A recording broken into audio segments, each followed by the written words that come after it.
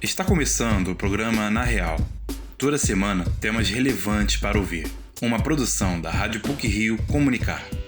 Entre os dias 1º e 11 de setembro, será realizada a 78ª edição do Festival de Veneza. Com quase 90 anos de existência, o evento terá como carro-chefe a diversidade. Este é um dos assuntos que iremos tratar no programa de hoje. O outro diz respeito às animações japonesas, suas características e linguagem, que ajudam um pouco a entender a cultura nipônica. Fique com a gente.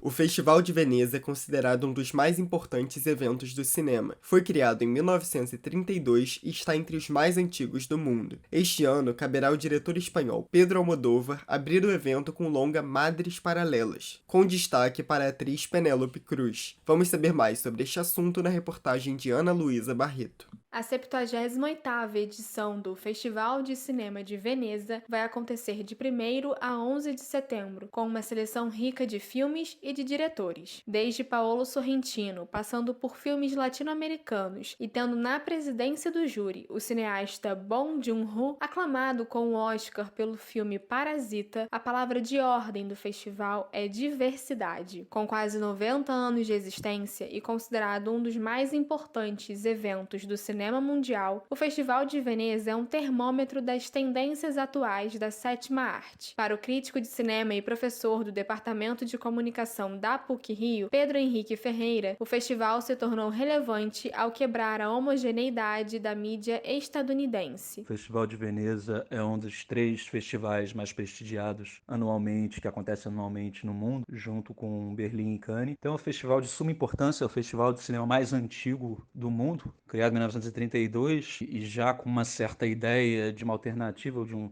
cinema que se apresenta como alternativa às mídias americanas. Então é um festival de uma enorme importância, para o calendário anual do cinema internacional. O Festival de Veneza exibirá na abertura o novo filme do cineasta Pedro Almodóvar. O longa Madres Paralelas, com Penélope Cruz no elenco, conta a história de mães que dão à luz no mesmo dia e concorrem ao Leão de Ouro, prêmio maior do festival. Segundo o professor Sérgio Mota, do Departamento de Comunicação da PUC-Rio, o filme resgata elementos marcantes na estética de Almodóvar, como as questões de gênero e o melodrama, permeados com ironia. Então você tem essas mulheres de personalidade sempre marcante, que é o caso agora do Mães Paralelas. Você tem filmes sempre com cores gritantes, situações muito inusitadas e muito melodramáticas. Uma coisa interessante, o Almodóvar tem uma visão muito irreverente da sua própria cultura, né? Ele olha para a sua própria cultura com muito olhar crítico, muita ironia. Para o professor Sérgio Mota, a assinatura de Almodóvar conseguiu redimensionar mundialmente o cinema espanhol, com novas leituras da própria cultura. O Brasil também conta com alguns representantes no Festival de Veneza, com produções que serão exibidas ou concorrerão a prêmios. O crítico e professor Pedro Ferreira enfatiza que a presença de filmes nacionais possibilita maior destaque à produção brasileira no cenário mundial. Todas as gerações do cinema brasileiro, bem-sucedido do ponto de vista de conseguir filmes que chamaram a atenção do mundo e não apenas filmes que tiveram uma relevância e um significado internamente, essa importância internacional se deu muito em conta da repercussão desses filmes nos festivais de cinema. Eu diria que o Festival de Veneza desse ano participa de um movimento dos últimos anos do cinema brasileiro de conseguir ocupar espaço dentro desses grandes festivais de cinema, de conseguir se expor, se colocar, ser visto internacionalmente, e por isso o cinema brasileiro passa a ganhar uma relevância maior. O longa brasileiro Sete Prisioneiros, que aborda a questão do trabalho análogo à escravidão, é dirigido por Alexandre Morato, protagonizado por Christian Malheiros e Rodrigo Santoro, e disputa o prêmio de Júri Popular. O curta-metragem Ato, da atriz e cineasta Bárbara Paz, será exibido em Veneza, e o filme Deserto Particular, do premiado cineasta Ali Muritiba, será exibido na sessão Venice Days, com enfoque em obras autorais. O cineasta Ali Muritiba explica que o filme se propõe a discutir temas muito presentes no Brasil, como tolerância e divisão. Deserto Particular, ele conta a história de amor sobre um policial militar que está afastado do seu trabalho porque cometeu um um erro e está enfrentando um processo na justiça militar, cuida sozinho de seu pai doente e, diante de toda a pressão que ele está sofrendo, ele decide partir de Curitiba para Sobradinho, no sertão da Bahia, em busca da mulher que ele ama e que está desaparecida. O filme fala sobre tolerância, fala sobre encontro, fala sobre preconceito, fala sobre esse Brasil dividido, cindido ao meio, que é o Brasil conservador e o Brasil progressista, o Brasil do Sul e o Brasil do Nordeste. Para Ali Muritiba, ter seu filme exibido em Veneza é um sinal de que a produção cinematográfica brasileira ainda resiste, mesmo durante a pandemia e na escassez de recursos. O Festival de Veneza, além de trazer diversidade, estaria também confirmando o valor do cinema. Esta matéria foi produzida por Ana Luísa Barreto e Luiz Felipe Azevedo para o Na Real.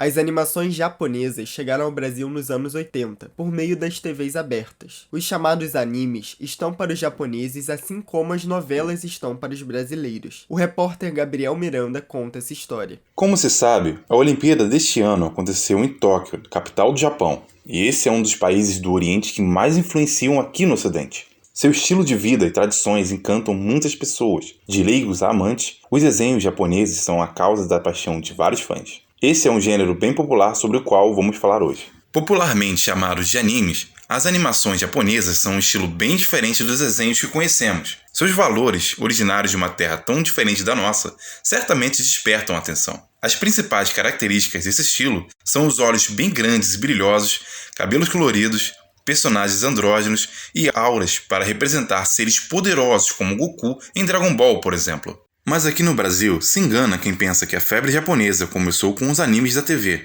Os tokusatsu, que são séries de heróis como Jaspion, Jiraiya e Power Rangers, já faziam sucesso por aqui. Segundo Cláudia Bolshol, professora do Departamento de Artes e Design da PUC-Rio e coordenadora do Núcleo de Arte Digital e Animação, os animes chegaram ao Brasil de forma gradual.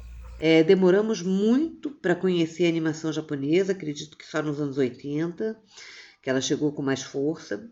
Nos anos 90 ela já era uma realidade, né? Até com seus produtos que fazem parte da cultura e da linguagem japonesa, que são os tamagotchis. Então, não creio que tenha tido um evento especial. Ela foi devagar e com uma produção constante e de boa qualidade. Ainda, Cláudia Bolshol acentua sobre os animes mais vistos aqui no Brasil. A gente no Brasil não vê o que há de melhor na animação japonesa. A gente muitas vezes consome apenas seriados feitos por emissoras menores de menor audiência no Japão, que chega ao Brasil e é colocado na TV aberta. Então, infelizmente, a gente não tem tanto acesso via TV às melhores animações japonesas. Os animes que mais fazem sucesso no Brasil e no mundo são os de luta, como Naruto e Dragon Ball. Mas engana-se quem acredita que só existe esse tipo. Os animes e mangás possuem uma classificação diferente das que conhecemos. Por exemplo, esses que mencionei anteriormente são chamados de shounen, que significa garoto em japonês.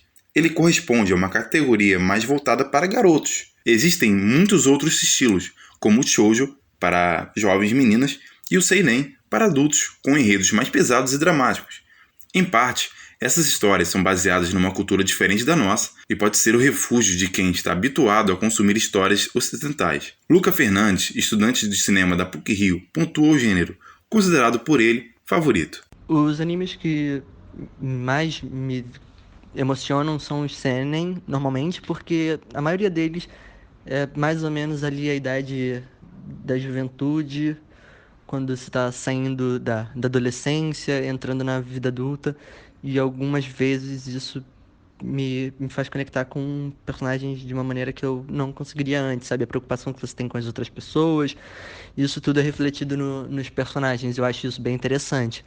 Já Rafael Dantas, que é ilustrador, quadrinista e autor de obras como Mandacaru Vermelho e Cavaleiro Avante, comenta que as animações japonesas o inspiraram a trabalhar nesse ramo. Os animes que sempre me inspiraram foram os antigos, né, que passavam na Rede Manchete. É o caso de Cavaleiro do Zodíaco, tem o Dragon Ball também.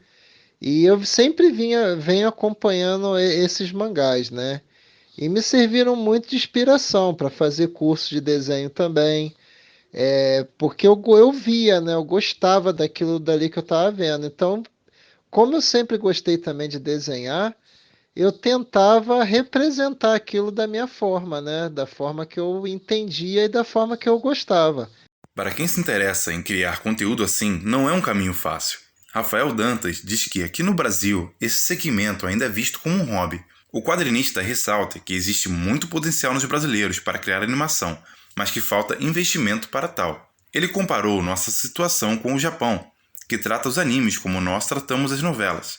Mesmo com dificuldade, Rafael Dantas e outros desenhistas e animadores encontraram oportunidade. Ele dá algumas dicas para quem quer seguir essa área. Toda profissão hoje em dia, nenhuma é tão fixa, né? Assim, todas elas a gente tem que correr muito atrás. É o que eu falei, né? O mercado de quadrinho também vem crescendo muito aqui no Brasil, porque é um trabalho informal, né? Onde você pode trabalhar em casa e você pode fazer o seu projeto pessoal também, né? Para divulgar, enfim, no Catarse, né? E por outras mídias também. Então, assim, é possível também sobreviver de quadrinho aqui no Brasil. Porém, tem que ficar com os olhos abertos para o mercado exterior, que é um mercado que abre muitas portas para as pessoas que estão começando agora, né? Esse ano não tivemos oportunidade de assistir aos Jogos Olímpicos de Tóquio pessoalmente, mas quem vai visitar a cidade não vai escapar de ver as belas atrações de animes por todos os cantos de lá. Gabriel Miranda para o Na Real.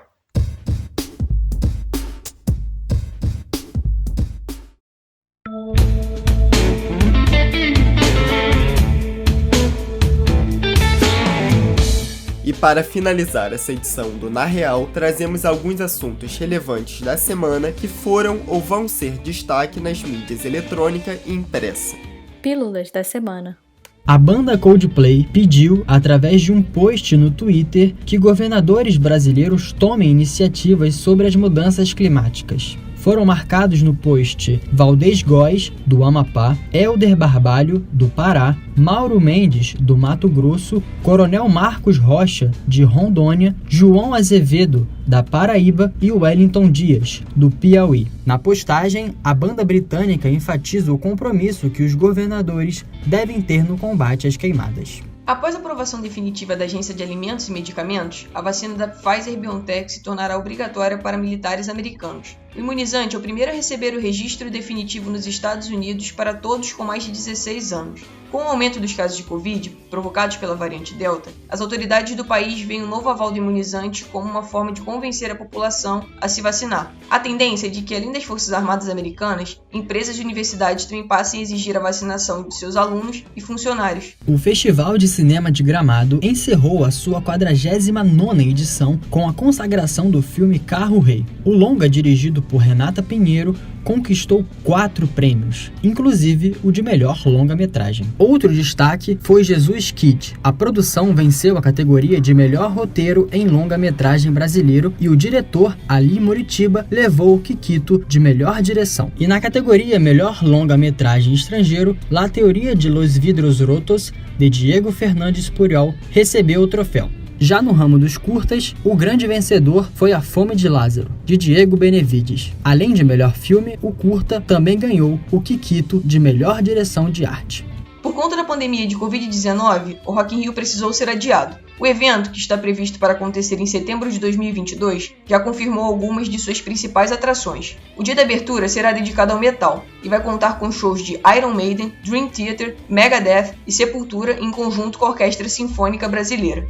Além dos roqueiros, outras atrações como Justin Bieber, Demi Lovato, Ivete Sangalo e Isa já estão com suas participações garantidas para os outros dias do festival. O governador de São Paulo, João Dória, afastou o coronel da Polícia Militar, Alexander Lacerda, por indisciplina. O policial fez publicações em suas redes sociais para convocar militantes às ruas em apoio ao presidente da República, Jair Bolsonaro, e atacar ministros do Supremo Tribunal Federal. Manifestações de cunho político partidário são proibidas na corporação.